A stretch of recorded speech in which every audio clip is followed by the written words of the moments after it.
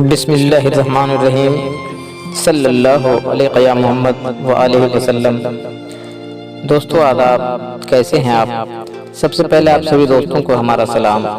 ہماری دعا ہے مولا آپ تمام ناظرین کو اپنے رحمت کے سائے میں سلامت رکھے۔ جی ہاں، تو دوستو ہم ایک بار پھر حاضر ہیں آپ کی خدمت میں لے کر محمدی اسلام کی حقیقت۔ تو لیجئے پیش ہے تصوف کی روشنی میں حضور صوفی کامل سما نیازی رحمۃ اللہ کی پیش کی ہوئی روحانیت اور حقیقت۔ جی ہاں ناظرین، اس سے پہلے ایپیسوڈ میں آپ سماعت کیے توحید اور معرفت سما اسلام کی ایک روشنی۔ مثال کے طور پر ایک واقعہ سنیے۔ جی ہاں ناظرین، مثال کے طور پر ایک واقعہ سنیے کہ قدیم قصہ کہانیوں سے پتہ چلتا ہے کہ فرشتوں کا استاد معلم الملکوت خدا پر بہت ہی شیدا و فرفتہ تھا، مگر اس کو خدا کی توحید و معرفت نہیں حاصل تھی اور بغیر دیکھے ہوئے ہمیشہ خدا کی عبادتیں کرتا تھا اور فرشتوں کی عبادتوں پر نکتہ چینی کرتا رہتا تھا۔ خدا کو یہ نکتہ چینی پسند نہ آئی اور خدا نے فرمایا، اے فرشتوں کے استاد، تم نے تو خود بھی خدا کو نہیں دیکھا ہے، پھر بن دیکھے یہ کیسی عبادتیں کرتا ہے؟ تیری یہ عبادتیں تو عبادت نہیں، مکر و فریب ہے۔ بس عبادت کے نام سے مکر و فریب کرنا اچھا نہیں، کیونکہ اگر تو مجھ سے مکر کرتا ہے تو میں بھی تجھ سے مکر کروں گا۔ مجھ سے مکر کرنے والا کوئی بڑا مکار نہیں، وہ مکر مکر اللہ ہے واللہ خیر الماکرین، سورہ نساء۔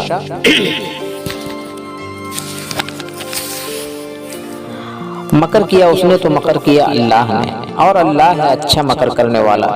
گویا خدا نے فرشتوں کے استاد کو پہلے ہی آگاہ کر دیا کہ بن دیکھے عبادتیں شریحن مکر ہے، اور ساتھ اطلاع بھی کر دی کہ میں خدا ان قریب تمہارے سامنے ظاہر ہوں گا، دیکھو تم مجھے پہچان سکتے ہو یا نہیں۔ اور اس کا نتیجہ بھی سنا دیا کہ جو مجھے پہچان لے گا وہی مقبول بارگاہ ہوگا، اور جو نہ پہچان سکے گا وہ روند درگاہ کر دیا جائے گا۔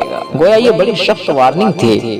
معلم ملکوت کو تو فخر ہی تھا کہ میں استاد ہوں، لیکن شاگرد سب خوفزدہ ہو رہے تھے کہ نہ معلوم خدا کس رنگ و روپ میں ظاہر ہو کے اس کو پہچان سکے یا نہ پہچان سکے۔ یہ بڑی کٹھن بات تھی۔ کسی شاعر نے کہا ہے کہ ہر لحظہ بشکل یار بتے عیار برآمد، کہ خدا مثل بہروپیے کہ ہر وقت روپ بدلتا رہتا ہے، بس وہ اپنی اطلاع کے مطابق ایک مناسب وقت پر خدا جلوگر ہوا، جیسے قرآن میں ہے انی زاعل فی الارض خلیفہ، کہ مٹی کے پتلے میں روپ بدل کر ظاہر ہوا۔ اسی وقت کا یہ قول ہے کہ خاکی پتلے میں خدا بشان روح جلوگر ہوا۔ نفخت فیہ من روح قولو فقولہ ساجدین، یعنی روحانیت کو حکم صادر ہوا کہ خاکی پتلے کو سجدہ کرو۔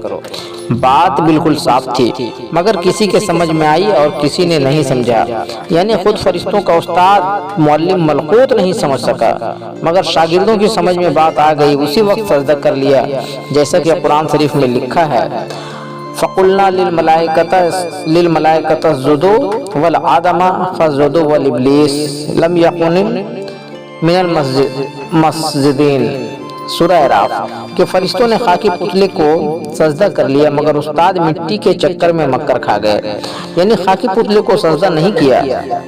تب خدا نے فرق کہا، کیوں جی اب تم ہی بتاؤ یہ کیا ہوا، تیری وہ عبادتیں مکر و فریب تھی کہ نہیں؟ چونکہ بغیر توحید وہ معرفت کی عبادتیں مکر و فریب تھی، لہٰذا وہ معلم الملکوت اپنے شاگردوں کے سامنے ذلیل و خوار ہوا، یعنی عبادتیں کرنے کے باوجود بھی روند درگاہ کر دیا گیا اور شاگردوں نے سجدہ کر لیا جو مقبول بارگاہ ہوئے۔ اب ناظرین کرام بخوبی سمجھ سکتے ہیں کہ آدمیت سے جدا کہیں خدا نہیں، البتہ آدمیت ہی مظہر خدا ہے، اس لیے آدم کے گھر کو خدا کا گھر کہا جاتا ہے اور انسانیت کو کنبہ خدا کہا جاتا ہے۔ سجدہ و طواف، کہنے کو تو ضرور کہا جاتا ہے کہ کعبہ خدا کا گھر ہے جس کا سجدہ طواف کیا جاتا ہے، مگر حقیقت میں کعبہ قبر آدم ہے اور آدم مظہر خدا ہے، اس لیے آدم کو سجدہ اور قبر آدم کا طواف کیا جاتا ہے۔ मैं इस रमज को अच्छी तरह जानता हूँ कि होता है हजरत आदम को और कहा जाता है अल्लाह ताला को। यही तो खैरुल माकरीन का मुअम्मा है। जो समझ पाता है वो मकबूल बारगाह है और जो नहीं समझ पाता है वो आज भी रौम दरगाह कर दिया जाता है। जैसे देखिए मुअल्लिमुल मलकूत बेचारा कितना बड़ा मुत्तकी और परहेजगार था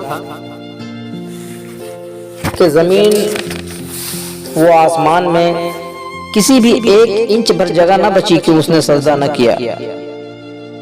न किया हो और खुदाई अहद पैमाना पर निहायत मुस्तैदी से डटा रहा कि हम सिर्फ खुदा को सजदा करेंगे, मिट्टी के पुतले को हरगिज़ सजदा नहीं करेंगे। ये बात तो बड़ी कीमती थी, सिर्फ खुदा का ही दम भर रहा था, मगर खुदा ने जर्रा भर मरवत न की, ऐसा पटक दिया कि नहीं रह गया मुंह दिखाने के काबिल। बस ये कौल दुरुस्त है, वह मकर मकरुल्लाह वल्लाहु खैरुल माकिरीन, अल्लाह है अच्छा मकर करने वाला। उसका मतलब यही होता है कि मुअल्लिमुल मलकूत खुदा की तौहीद व मार्फत से नवाकिफ सिर्फ जुबानी डेंग मारता था कि हमें खुदा की इबादत करते हैं। काश वो खुदा की मार्फत जानता होता तो वल्लाह खैरुल माकिरीन का मुअम्मा समझ लेता कि देखने में खाकी पुतला मगर हकीकत में यही तस्वीर खुदा है, तो उसका बेड़ा पार हो जाता। हासिल कलाम ये कि ऐसा कोई खुदा नहीं जो आदम से अलग बैठा था, जिसको इब्लीस देख लेता, और ना आज ही कोई इस ख्याल में रहे कि कहीं आसमान पर एक खुदा बैठा हुआ है और जिसका घर जमीन पर है, नौज बिल्लाह। अलबत्ता इसी मखलूक में खालिक जलवागर है, अलबत्ता इसी मखलूक में खालिक जलवागर है। जो समझना चाहे वो समझ ले, जो देखना चाहे वो देख ले। जैसे सोने की सलाख से जेवर बनते हैं, बस सोना मिस्ल खालिक और जेवर मिस्ल मखलूक है। जेवर अपने खुदी और नाम में ऐसा गर्क है कि वो खुद को सोने का गैर समझ रहा है, गो कि यही एतमाद गैरियत दुई और शिर्क है। काश जेवर अपने खुदी और नामों की नफी कर दे तो जेवर से करीब तर सोना है। जेवर का अव्वल आखिर जाहिर बातिन सोना है। उसी तरह खालिक और मखलूक है कि मखलूक से करीब तर खुदा है, मखलूक का अव्वल आखिर जाहिर बातिन खुदा है। बस खुदा की तौहीद व मार्फत के बाद ही खुदा को सजदा और खाना खुदा का तवाफ करना चाहिए। मिसाल के तौर पर आग, हवा, मिट्टी और पानी में हर वक्त बिजली मौजूद रहती है। वो बिजली दिखाई नहीं पड़ती है। अगर कोई शख्स ये समझ बैठे कि बिजली हमेशा सातवें आसमान में छुपी रहती है जबकि बादल मंडलाते हैं तो आसमान से बिजली चमकती और कड़कती है, नौज बिल्लाह, ऐसा समझना मुतलिक नादानी है, क्योंकि बिजली कहीं दूर आसमान में नहीं, जहां भी मादी चीजें हैं वहीं बिजली मौजूद रहती है। जो भी देखना चाहे हर वक्त देख सकता है। अलबत्ता उसे खैरुल माकिरीन के फार्मूले से शीशे का एक बल्ब बनाना पड़ता है और नफ़ख़्तु फ़ीहि मिन रूही यानी पावर हाउस से कनेक्शन करके बिजली को उस बल्ब में दाखिल किया जाता है, तब वो बल्ब रोशन हो जाता है। उस वक्त देखने वाले शीशे के बल्ब को देखते हैं और यकीन के साथ कहते हैं कि मैं बिजली को देखता हूँ, और वाकई रोशन बल्ब को देखना ही बिजली को देखना है। अगर कोई रोशन बल्ब को भी देखकर जात बिजली से इनकार करे फिर वो कभी बिजली को नहीं देख सकता है, क्योंकि बल्ब से जुदा बिजली को देखना मुहाल है। इसी तरह खुदा मिस्ल बिजली और आदम मिस्ल बल्ब था, और वल्लाह खैरुल माकिरीन ने यानी अच्छी तक़रीब से बल्ब आदम में नफ़ख़्तु फ़ीहि मिन रूह रोशन होकर खुद खुदा नजर आया। अहले मार्फत यानी देखने वालों ने खुदा को देखकर सजदा कर लिया। उन मुनशिफ और संजीदा लोगों को मलाइका और फरिश्ता कहा गया। फरिश्ता माने संजीदा, मगर इब्लीस गैर मार्फत वालों को यही धोखा हुआ, क्योंकि वो जिन यानी जुनून व गुस्सा और तकब्बुर वाला था। उसने अपने जुनून तकब्बुर से रोशन बल्ब आदम को सिर्फ मिट्टी का पुतला समझकर इनकार कर दिया कि मैं मिट्टी के पुतले को सजदा नहीं करूंगा, सिर्फ खुदा को सजदा करूंगा। इसलिए खुदा ने उस मुअल्लिम को इब्लीस बना दिया और अपने दरगाह से बाहर कर दिया। कुरान में लिखा है कि खुदा फरमाता है इज़ा सालिक इबादी इन्नी नातिन करीब, कि हम तेरे बिल्कुल करीब हैं। सूरह बकर कुरान।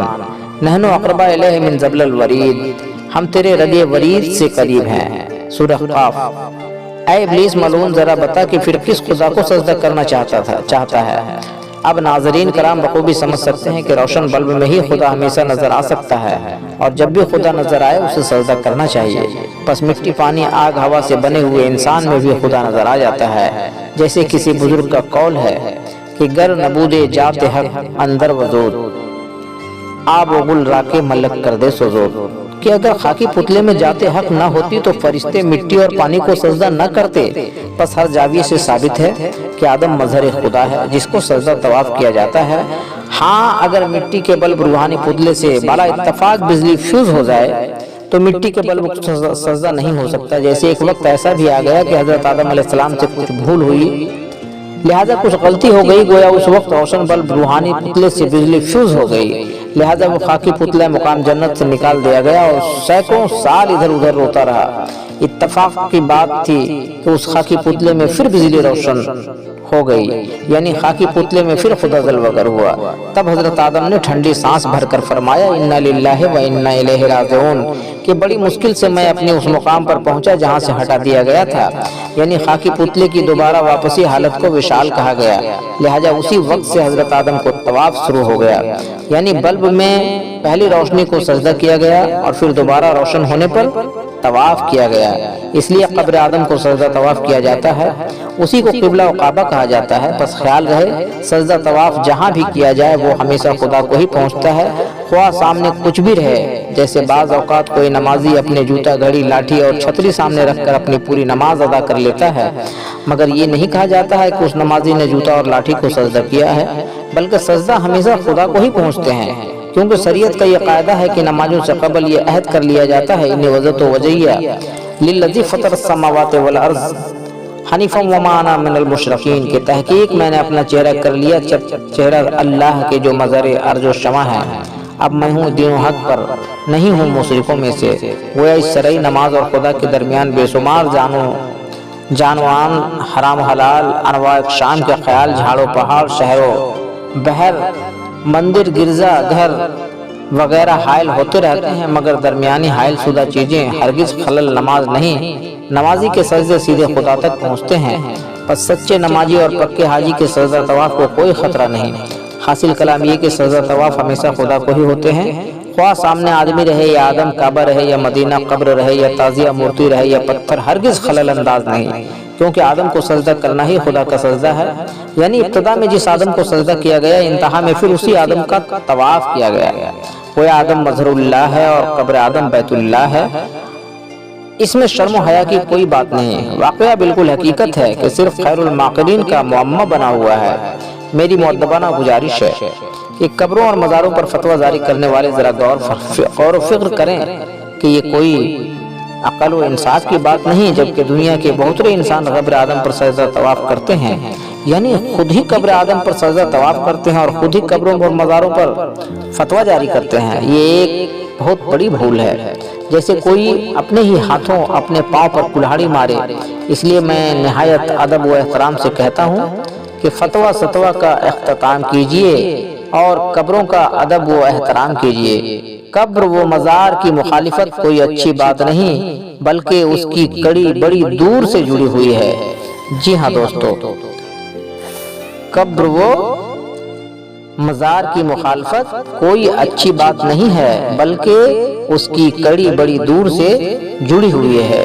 جی ہاں ناظرین، جی ہاں تو دوستو اب ہمیں دیجیے اجازت، ہم پھر ملیں گے آپ سے اگلے ایپیسوڈ میں ایک نئی روشنی لے کر۔